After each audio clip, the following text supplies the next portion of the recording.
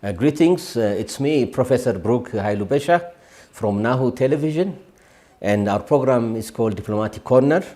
Today, I have for you a very distinguished diplomat. She is the permanent representative of the International Organization of the Francophonie. She resides in Addis, and her name is Her Excellency Madame Nefertiti Mushiya Tshibanda.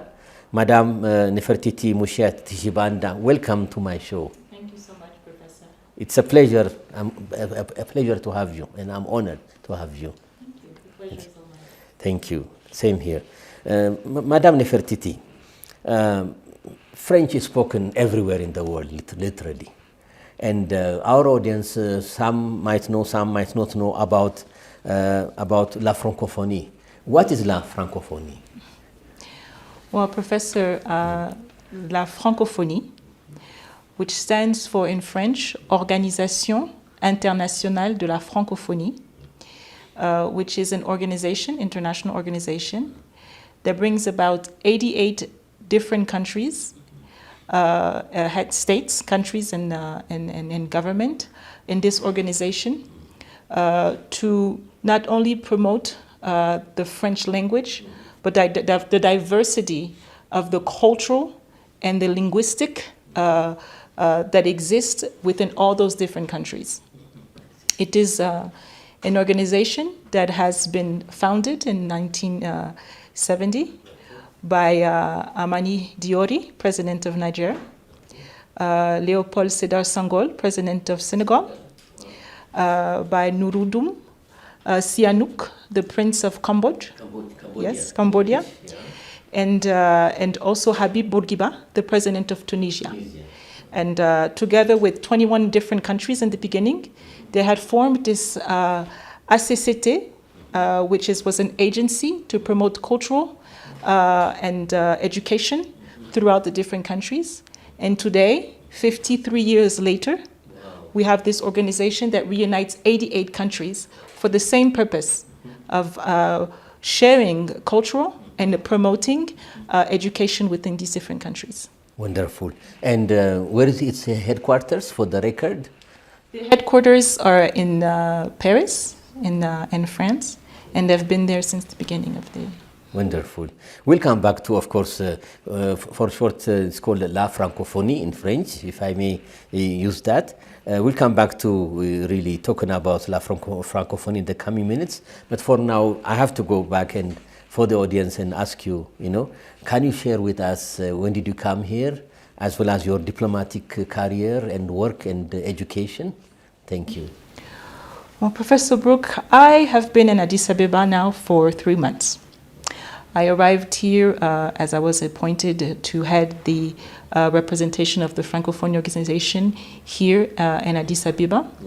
But I have a long story with this country for having lived in Ethiopia in the late 1980s, right before 1991 and the event that brought the military the PRDF government. Yes, yes. And so, to my delight, when I arrived 3 months ago, to see how much this country has evolved and changed.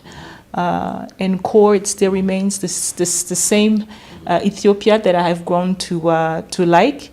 But it has so evolved and grown, and it's really pleasant to see. Thank you. It brings joy, really. Why? Because, of course, you represent La Francophonie now, but it so happened that you lived and studied in the Lycée Gabriel Mariam, I believe. Yes, exactly. Yes, I had a wonderful time studying at the Lycée Gabriel Mariam at the time. Still looks quite the same. The school? The school, and yes. Some of your classmates might watch you, by the way. Some of my classmates might still be in If Addis you want to say Ababa. hello, yeah. No, I would like to. I would like to say hello to my former classmates of Lycée Gabriel Mariam. Yeah. And hopefully I'll get the opportunity to meet some very soon. Great, great. Thank you, madam. How about your education? I was, my formative years, like I said, was in Addis Ababa. And then I went to United States, where I studied political science and economic development, and in Los Angeles, and in Kansas, in Mushiya, Kansas. And then after my studies, I returned to DRC and joined the Ministry of Foreign Affairs and International Cooperation. Nice. And then you had assumed some portfolios and acquired experiences, I believe. Absolutely. I was an advisor at the Ministry of Foreign Affairs in the DRC. As the country was coming out of elections, the historical first democratic and free elections that was held in our country. And we were at that point rebuilding relationships, bilateral relationships with different economic partners.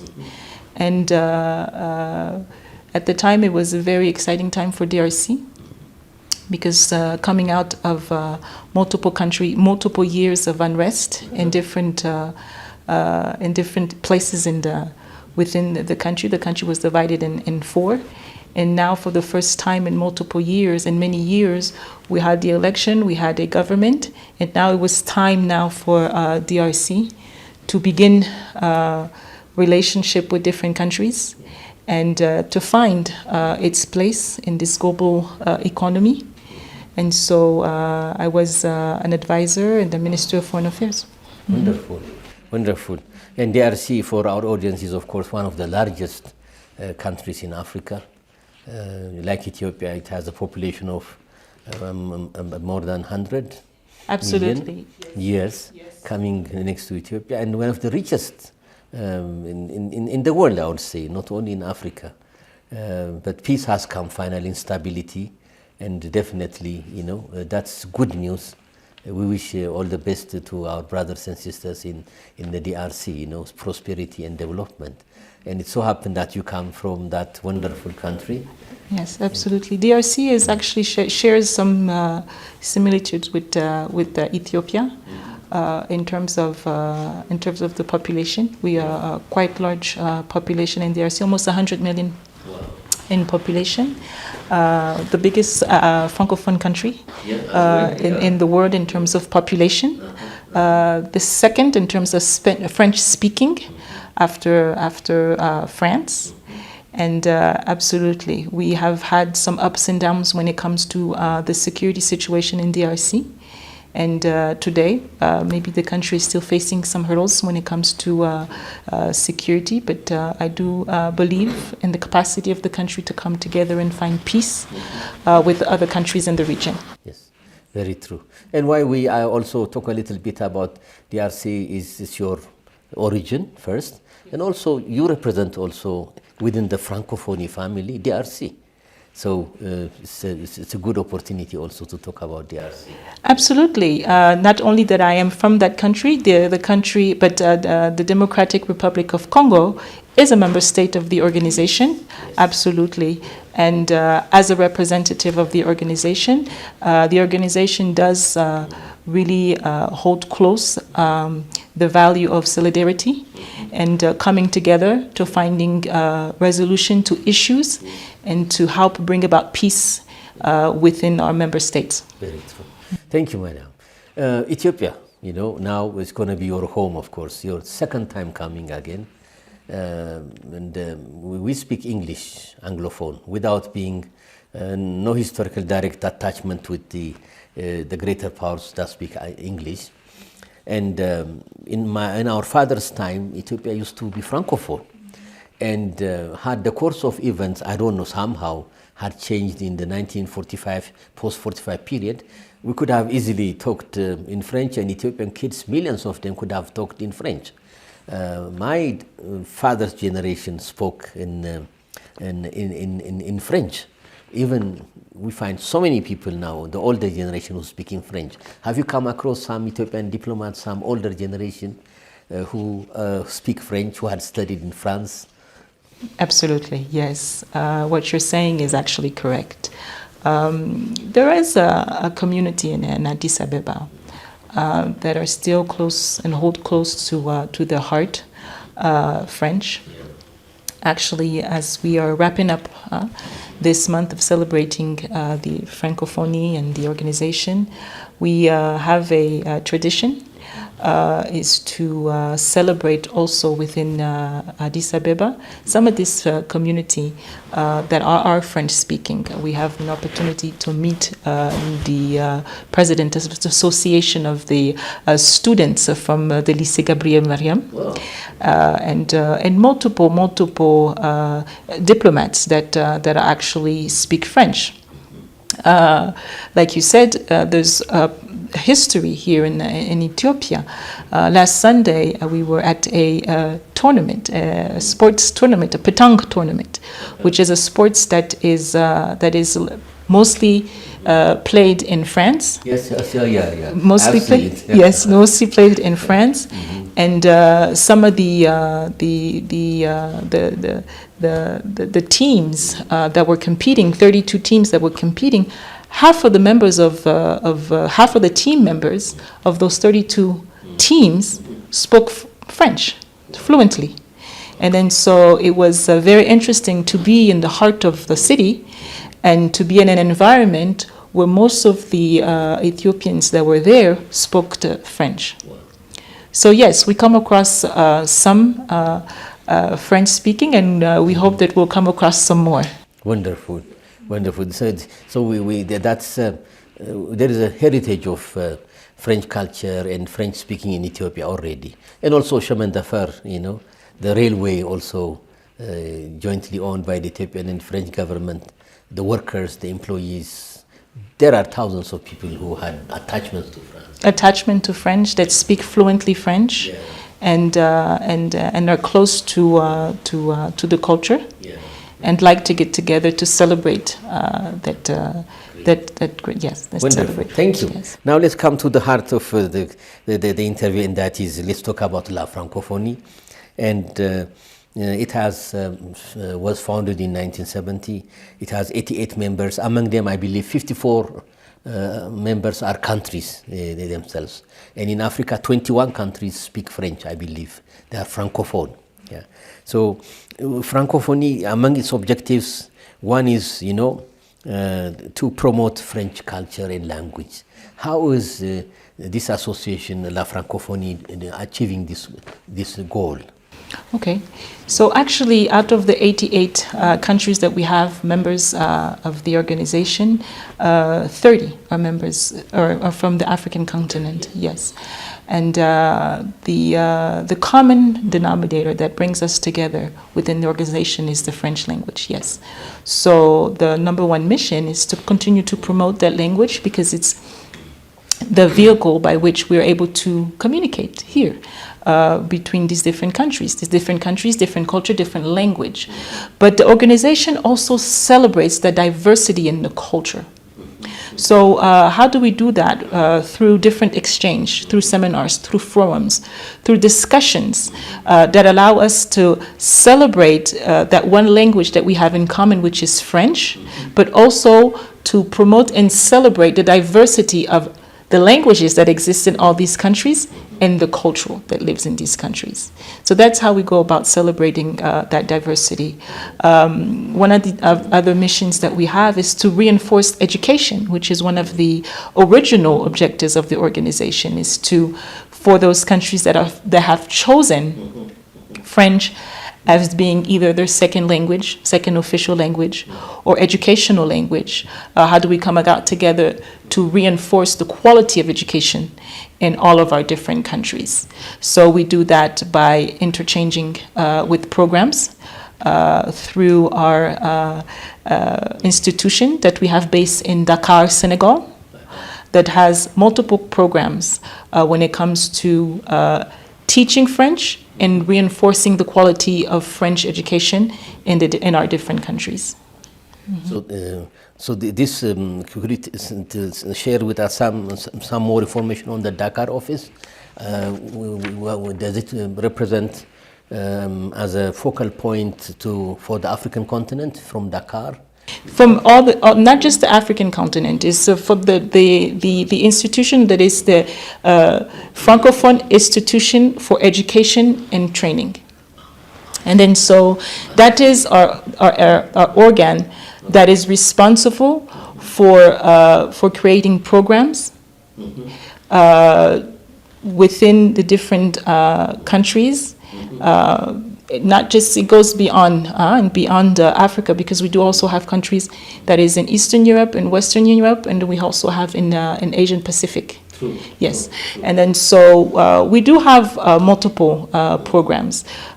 We have program in that's called Mobility des enseignants, which is a program where you have teachers that are being mobile exchange. I see. And then we do also have a program of capacity building for teachers and professors, which is an online program that exists in multiple different countries. And then so we also do have a program to promote in the formative years education in the local language. I see. So this is what we do. There was a study that was done by the International Organization of Francophonie multiple years ago that found that children that start their formative years, their education in their local language, and then gradually introduce French, are more likely to have a better background in education than those that can start their education in the French language. Because what happened is that the children will go to primary school. In school, they will be taught in French, and then they will come home into their environment and speak the local language. So they don't have that opportunity to actually exercise and speak and use the French when they go home. So this program, or this study that was done, was to show that even though we have French as the educational language, we may introduce it in the third primary year, but start the first, the second in the local language, and then gradually introduce the French language. It's quite interesting. Yes. Quite interesting. Thank you for sharing that with our audience. When one talks about French culture, it's literally everywhere, in the language and the culture as well. You know, Vietnam, you know, Cambodia, Laos, I believe also, they used to speak French, why they were French colonies in the past, you know. At the heart of Europe, Monaco, they still speak French, you know. Luxembourg, you know, or Belgium. So there is this French culture, language which has expanded across the globe. Now, Lafrancophonie, what kind of activities does it use to still tie the knots, bring, you know, all this, you know, spread out in the Asian continent, in Africa, with the Caribbean as well. I think Martinique and other island nations, bring them together. What kind of activities are designed within the umbrella of the Lafrancophonie to bring all these peoples and cultures together? Well, the number one thing that there are multiple activities. Now, one of the things that is important to know is that the organization, these are governments, so they really talk about policies, and they talk about how do we come together as a community that has this one language in common to be able to accompany some of these countries, some of these member states, and advance in their development goals in different sectors. Because initially it was the promotion of cultural and education. Since then we have extended our objective and our mission because the world and the issues also have led us to that point. One of the things that a lot of consultations, meetings, forums to discuss priorities of interest that are common. For instances, we have the global climate issues that is a priority for the world. Everybody is concerned. We have issues that comes with peace and security, because in this day and age, if we want each and every individual countries of the organization to be able to develop, we have to have peace. And then we have issues when it comes to health. We look at what happened a few years ago with the COVID crisis and the pandemic. So these are multiple issues. We have the issues of governance. How do we share best practices so that we can also help our community to advance in good governance? And then we have the issue of culture. Today, culture is a big part of one's identity. Yes, we have the French language as the number one piece that is the glue that ties us together, but it is to have this opportunity to share the diversity of the culture that we find, the cultural identity that we find in each individual culture, in each individual countries. So one of the big things that, one of the major segment of the population that is our priority are women and youth. Because as you know, in 2050, the majority of the population that will be under the age of 25 will be in the African continent. So how do we keep these young people engaged? How do we keep them educated? How do we keep them connected?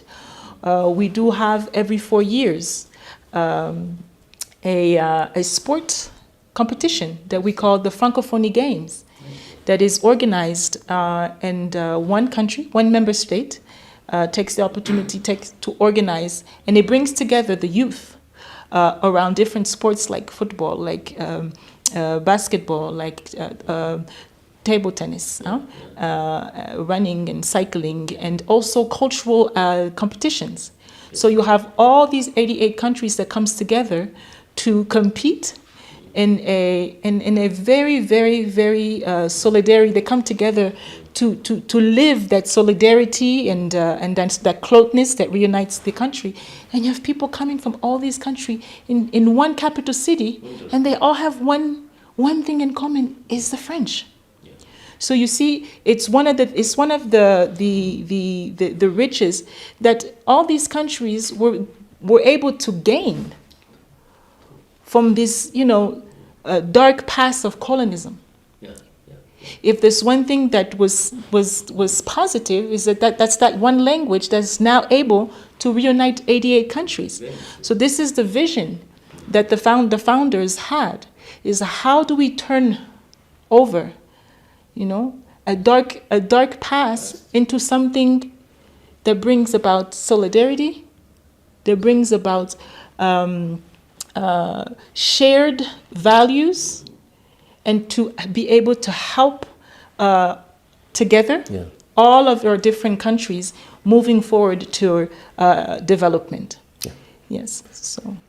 Very true, because the past is dark, of course. This is a global process, colonialism, and it has its own negativities, but it has also some of its positive things, among the contributions of France, the metric system to the world, for instance, the kilometer system and everything, the weight, that's one positive thing. Even Anglophones, even Ethiopia, everyone use it, or the law, it's based on the Roman law, the French law. That's another contribution of France to the rest of the world, even the Ethiopian penal code and everything. Even Anglophones and independent nations, like they use it based on the French legal system model, Another is the political system, the arrondissement, all these things, how countries are territorially organized, is one other third influence of France. And the heritage is there, and your point is really well taken. That also is a contribution of France, really. Yes. Absolutely.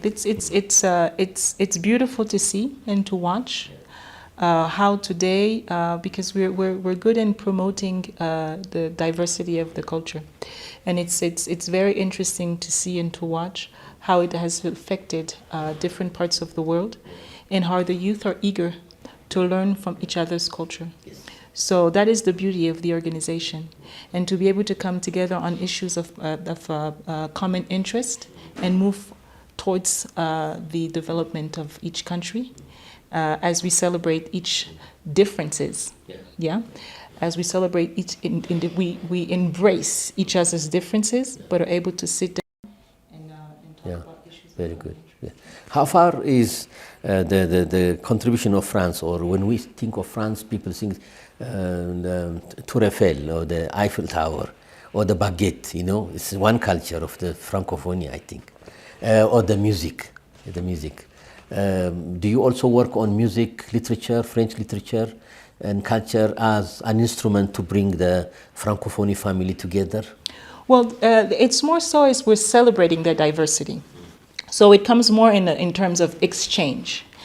We do have the French language that we have in common, but we also find the music that you can maybe find in Ivory Coast.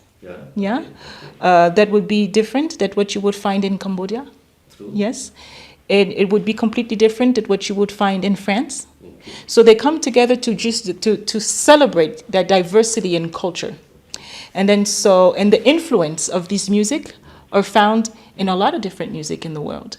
You have the rumba, Congolese, that you find in some of the music in South America. True. So it's to come together and see how really we are different but similar, and that we can find a little bit of each culture in that exchange that's happened throughout this time of history, where we had movement of people in the time of not only colonialism, but in the time of slavery. So you can also see, especially in the diaspora, or in places where you find African descent, you would see that influence in the culture that comes from this different country. So it's very important for the organization to bring all that community together to celebrate that diversity in the culture. Great. Well answered. Thank you, madam. Really, thank you. Now let's move to, say, media and the arts. We live in a globalized world, and in a few hours we'll be in Paris, we'll be in London. That had enabled human beings, to travel fast, to do things, and to move back and forth. In that sense, media being one important, shall I say, instrument in the world, how does the Francophonie utilize or apply modern means of communication, to exchange this shared diversity, shared culture among its members? Well, we do have within one of our goals is to accompany also the media, and so we do have programs that are also geared towards training and building capacity in different countries when it comes to the different media. We have a program now that helps with disinformation, which is very important in this time of where the media plays a big role in how people are informed, how people have access to information. The media, the internet, the artificial intelligence, all this plays a big role today in culture.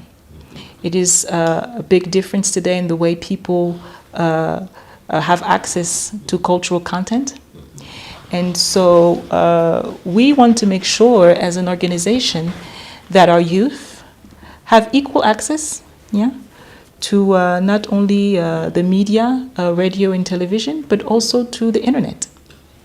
And that their content is also being discovered. The Francophone content is being discovered on the internet. So we have this big discussion this year as our theme surrounding the celebration of the International Francophonie Day is around discovering the cultural content of Francophonie countries. See how do we best position, these Francophonie artists in a numerical environment so that their content can also be discovered in an environment where we know that some of the web multilaterals are owned by predominantly English-speaking people. So it's a big discussion within our community in terms of how do we work towards having this access being equally accessible to our youth, in terms of them being able to display their creativity online, being discovered, and why not live, to be able to sustain themselves economically by having their work be discovered and consumed and purchased online as well. Thank you. Wonderful. Now let's move to the political realm, the political arena. And, 88 members has the Lafrancophonie. From that, about 54 are, states, countries, sovereign countries.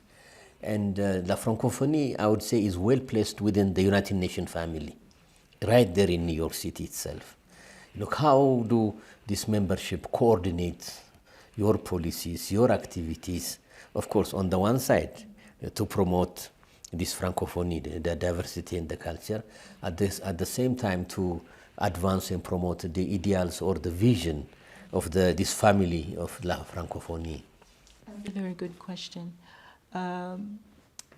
We have developed within the organization a platform, not only in New York, which is the head of the political environment, but in every single country of our member state. In some countries that are not necessarily member state, we have groups of ambassador francophone that are created in each cities. And we have a platform that actually regroups all of them in all these different countries. If we go back to New York, we have also a group of Francophonie countries within representative to the United Nations. And this is a way for them, it's a platform for them to have consultation, to consult among themselves on issues that are being discussed at the United Nations, and to be able to come with the Francophonie voice, to be able to push issues that are close to their priorities. And then so this has been, this platform has been created in 2020. And each group, in Addis Ababa, we have a group also of Francophonie ambassadors that also come together to discuss issues of importance and to be able to help one another, to advance and to have that strong Francophonie voice, not only within the AU, but also within the meetings at the ECA. So this is how we do it. We do it by networking together, by discussing these issues, by finding that one voice, and by going together as a group, absolutely. Wonderful. Would it be correct to say how members of the La Francophonie had organized themselves is replicated, let's say, in UNESCO or in WHO or in other specialized agencies, WFP, UNFP, you know what I mean? Would it be correct to say that? Well, there is a group of Francophonie representative to the UNESCO, head base also in Paris. But these are the same ambassadors that is the core Francophonie group that are representative in the UNESCO. So yes, it's safe to say that this is a formula that actually works, because the heads of states and government of the organization every 2 years come together to not only look at how far have we gone along in the roadmap and the objective that they've set and the mission that they have given the Secretary General to carry out. But at the same time, these groups are there to make sure that in the process, these measures and decisions are being implemented. So yes, they must be implemented, but we also should find that coherence within the decisions that are taking places in other platforms like UNESCO, like in Geneva, and like right here in Addis Ababa at the AU. Yeah. Yes. Great, wonderful. Now let's focus on AU extended. You are the permanent representative of La Francophonie. You represent 88 members. How does your first day, your daily routine look like, if you don't mind? And then so far you are in your third month. How do you work? Yes. So with the AU, we had back in June and February, our Secretary General and the President of the Commission signed a renewed cooperation framework. So now we're working towards implementation of that renewed framework. And so there are multiple issues of common interest. The number one is to make sure that within this multilateral organization, that there is the promotion of the French language. As you know, there is more than 30 countries that are member of the AU that are also member of the organization. So there is a program to build capacity in French that we're working to implement within the AU. But we'd also like to accompany them in certain sensitive issues, because you know, in some of our region, in the region of the Great Lakes, in the region of the Sahel region, we still have some political and security unrest. We have countries that are member of our organization and are both member of the AU have been suspended in the last couple of years. So we're going to help to accompany the work that the AU is doing into helping these countries get back to constitutional ruling. And then so these are the type of work Wonderful. that we do with assisting the AU, working with assisting the AU, working with the AU, working directly with these countries within our framework to be able to find solution to these issues. I believe the countries you have in mind is Mali, Yes. Guinea, and Burkina Faso, Yes, who have been absolutely. suspended. Yes, And, yes. and a few more countries here. Yes, Yeah. some countries that have. There is a reflection that's going on right now to see how we can continue to assist the population.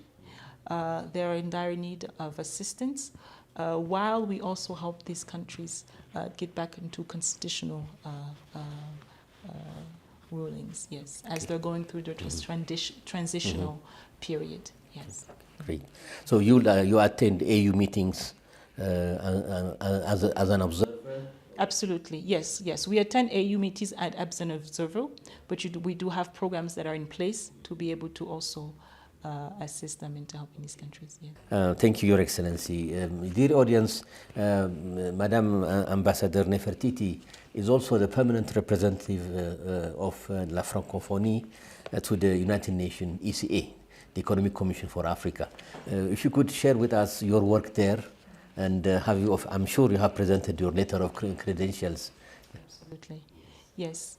We are also accredited to the ECA, and then so also there we're working closely with the ECA in accordance to our framework agreement when it comes to the respect of multilanguage in the ECA. We also work on issues when it comes to governance with different African states. You know, we have a program within the organization that it's about registering civil events when it comes to birth, death, weddings. And then so we work closely with the ECA to accompany the African countries into promoting registration. You know, this is part of governance, is to be able to have the population have access to their civil documents. And then so we also work on issues pertaining to the equality when it comes to access to internet. Access to internet. We work in issues and in when it comes to the economic integration of different African countries. So these are the different areas in which we work with the ECA. Wonderful, wonderful. Now let me take our discussions to young girls, women, single moms, and you know, every country, Mother Nature has its own balance. 50%, 51%, 50.5% are women, literally everywhere. And when we speak about Lafrancophonie, at least more than half are women and girls. You know, your work and the work of Lafrancophonie gives attention to women and girls. How do you assess, since its foundation in 1970, the work of Lafrancophonie as an association? Yes. One of the major priorities in Francophonie is women and girls and youth, you know. We call them la Francophonie de l'avenir. This, which means they are the future of Francophonie. As you well said, women, girls, youth, they comprise of more than half of the population. And in the times where we talk about gender equality, women empowerment, the Francophonie has played a very big role into promoting that within our different member state. We have a strategy within the organization that has been decided by the head of state that is called the Francophonie strategy on women equality, yeah. And then so a lot of our programs are geared towards implementing that strategy. We have found that not only that women comprised with girls more than half of the population, but in the majority of our countries within the organization, it is the woman that is at the core of the economic sustainability of the household. So we have a program that's called, the Francophonie with Her, which is a program to help women come out of formative activities and help them in their day-to-day economic activities to build their capacity. This is a program that has been launched right at the beginning of the pandemic of the COVID, and up to now we are in our 4th season of launching this program, and we have found that as the organization has gone through its transitional period, that we're now developing programs that go directly to the people, directly to the beneficiary, which are women. So this is a financial empowerment program that helps women, especially in the rural community, to be able to build the capacity so that they're able to increase in their daily economic activities to be able to sustain their family. That's one. We have a lot of educational programs where we encourage or we favor the girls, and so it is a huge priority for the organization to move along with the gender and women equality agenda. Yes. Well said. You know, you remind me of, you know, really when we speak about Africa, we say even Mother Africa. You know, it has to do with our moms, our aunts, our daughters, our sisters, our wives, and the like. And when one thinks about African economy, I would say the heavy load rests on our mothers. Absolutely. You know, look in any typical African, you know, society, whether it's Mercato here in Addis or somewhere in Accra or in Abuja or Lagos, wherever you go. Yes. It is the women who carry their babies on their back, carry their load, and engage in small business, taking care of family. Absolutely. And we have a program in different also countries that train in numeric profession. Yes, yes. And as I also cover Djibouti as a country, we have a program that we launched last year where we trained 100 people on the different techniques of numerical profession, web design, coding, and so we find out that as we're going into the second edition of the training program, more than half were women and young women. And so we are very happy that not only that these programs are available and they're more encouraged to apply for this program, we're happy that they're also more to apply to this program, that they're receptive to the calling. So there's not only a need, but at the same time that the women, they also, it's not only the need of the organization to train the women also have the need for training and to build their capacity. So it works hand in hand, and we're happy to continue with this with these different programs that are geared towards women and girls. Wonderful. Thank you. Wonderful. Now I'm about to wrap up our interview, which is quite interesting, and that will bring me to, say, representation in Lafrancophonie. Addis is the place, hence no doubt that Lafrancophonie has decided to open up its office here. In which cities and in which continents has Lafrancophonie opened its offices? Okay. So we have the headquarters that are based in Paris. We have 13 different representations. We have representations in almost all the different regions. So we have a representation in Northern Africa. Yes. We have a representation in Geneva. We have a representation in New York. We have a representation in Brussels. The EU, to deal with the EU. So we have the Addis representation. We have one in Central Africa. I see. Yes, we have a representation in Western Africa. Oh, okay. And we have a representation in the Asian Pacific. And we have a representation for the Moyen-Orient. Moyen-Orient, which is the okay, we'll get back to Moyen-Orient later. You see it French and English, and then we have another representation for the Indian Ocean, and then we have a presentation that's in Lebanon and represents all the countries from the Gulf area. The Gulf area. Yes. Moyen-Orient, is it UK or no? No. No, we don't have representation in the UK. No, but we have representation in East. Which country? We have in the northern we don't have in the UK, but we have representation in East Europe. East Europe. Okay. In East Europe, yes. East Europe. Yes. Okay. Thank you. The last question will be about urbanism in the world. Yes. This globalized phenomena has resulted in millions and millions of people moving into cities and urban centers. Africa has now, with 55 countries, 1.4 billion, for example, people living. And people need a lingua franca to speak to each other. And of course, French becomes, or English becomes, or Portuguese or Spanish becomes the language. Just to wrap up this, when one talks about, say, Ivory Coast, there are so many ethnic people, but they speak French. Or in Bamako, Mali, millions.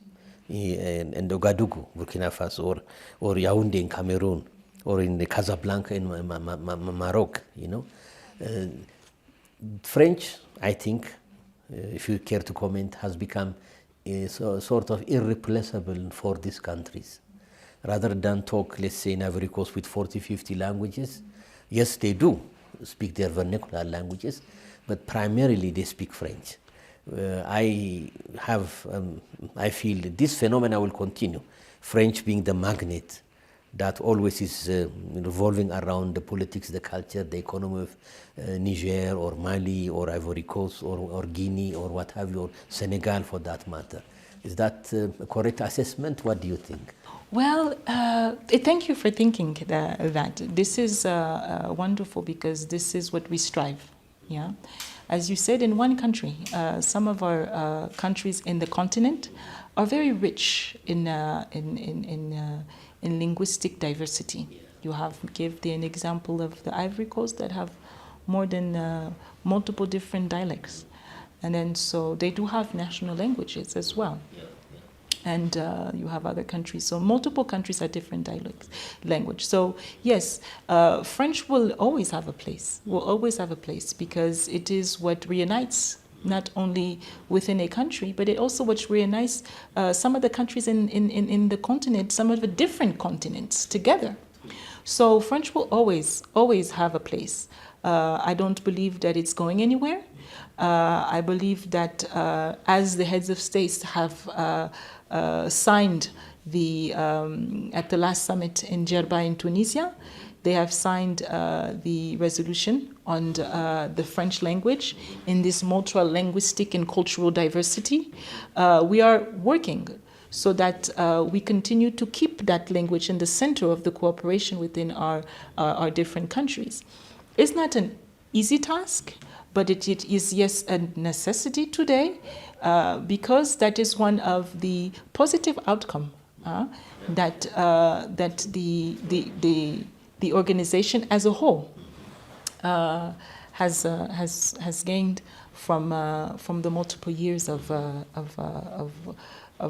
colonialism and things like that. And today, as sovereign countries, they have decided, for some of them, as French being their official language, or French being their second language, or French being their educational language. So we know that the future of Francophonie, it's globally surrounding within the preservation of this historical patrimony that we have, which is the French language. So we hope that it's not going everywhere, that it's not going anywhere, as we continue to promote and to celebrate the diversity of each individual countries. And so, yes. Your Excellency, this will be my last question before we finish our wonderful and very informative and interesting interview with you. Madame Nefertiti, since you are now in Ethiopia, I mean, food is culture, music is culture, you know, and you are now in Ethiopia, second time coming. And do you like Ethiopian food? Do you speak some words in Ethiopian official languages? If you could share with us, just this is the fun part. Well, for Ethiopian food, that's 100%. I love Ethiopian food. One of the things that I was so glad coming back is I would have the opportunity to have my injera and my dorot. And my dorot. So I really appreciate that. Actually, you know, as we have lunch, my lunch of choice is injera and tips. Tips. Wow. I eat this almost every day of the week so yes, I do quite enjoy the food. Now the language, I'm ashamed to say that I've lost some of the Amharic that I've learned. I'm probably still able to count until 10. An, Kulet, Sos, Sarat, Amist, Sedist, Zavat, Cement, Zete, Astrid. So I'm still going back into learning. I was saying that I was told that it's like riding a bike. Yeah. Once you start, you get that back. So I'm happy. I'm happy to be in Addis Ababa and to be able to continue to share and to enjoy the culture here in Ethiopia. Wonderful. Yes. Madam Ambassador, really, I would like to thank you on behalf of our hundreds and thousands of our audience, not only in Ethiopia and the Middle East, as well as in America, in Canada, and everywhere. We are watched widely in the world. I'm sure they will enjoy your interview. I would like to wish you all the best, really, in your diplomatic position here, and bring a difference, to Francophonie. Bring the AU, UN ECA, as well as Djibouti, together with Francophonie. I wish you all success and in your life, and hope to see you once again in a different occasion, in another opportunity. Until then, I take leave of you, and I would like to thank you once again for your time, for your precious time to agree to be interviewed. I'll give you the last word for the audience as well. Thank you. No, I would like to say thank you very much. I have been really welcomed here in Addis Ababa. I'm looking forward to continuing the cooperation with in the capacity of my mission here in Addis Ababa. I am welcoming every Ethiopian, wherever you are, to learn French and to see within the Francophonie community, Francophile, which is the people that love French all over the world, from Asia to America to Africa, the beauty of that diversity that we share within this culture of the Francophonie. So Ethiopia, you're welcome to the Francophonie family, anytime. Merci. Merci beaucoup, Madame. Thank you. Thank you. Ladies and gentlemen, that was Her Excellency, Madame Ambassador, Madame Nefertiti Mushiya Tshibanda. She is the permanent representative of the International Organization of the Francophonie to the African Union, to the United Nations Economic Commission for Africa, as well as to the Republic of Djibouti. Thank you for coming. Thank you. And dear audience, until I see you again with another high-profile diplomat and guest, I take leave of you. I say au revoir. Until I see you next time, it's me, Professor Brooke Hailubesha, producer and director of Diplomatic Corner of Now TV. Bye-bye.